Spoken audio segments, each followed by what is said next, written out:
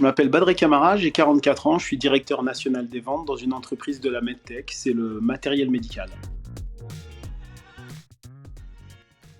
Mon parcours, il ressemble à celui de beaucoup de monde. Je viens d'un quartier populaire. J'ai eu la chance d'avoir des parents travailleurs qui nous ont transmis cette valeur-là.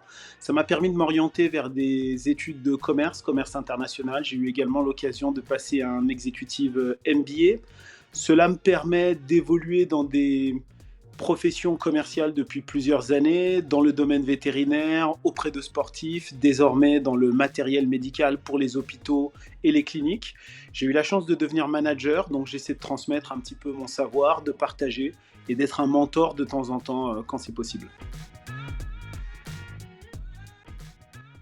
Ma plus grande fierté, je dirais que c'est de réussir à obtenir un équilibre entre ma vie personnelle et ma vie professionnelle. C'est ce qui me permet de rester toujours performant. Après, d'un point de vue professionnel, ma plus grande fierté, ça reste le fait d'avoir obtenu en 2022 le prix de manager de l'année dans le domaine où j'évolue, la MedTech. C'était vraiment la concrétisation du fait que l'accompagnement, le fait de faire progresser les équipes et d'obtenir des résultats était quelque chose qui était reconnu. C'est un peu mon ballon d'or.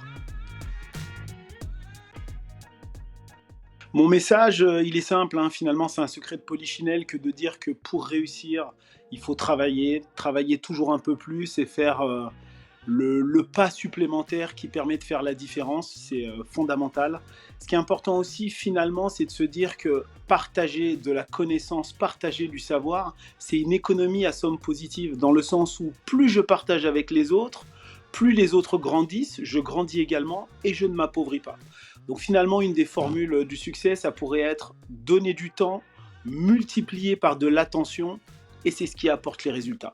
Faire des choses qui nous plaisent. Parce que finalement, du temps et de l'attention, ça ressemble aussi à de l'amour. Donc si on fait ce qui nous plaît en y mettant du cœur, c'est la recette de la réussite.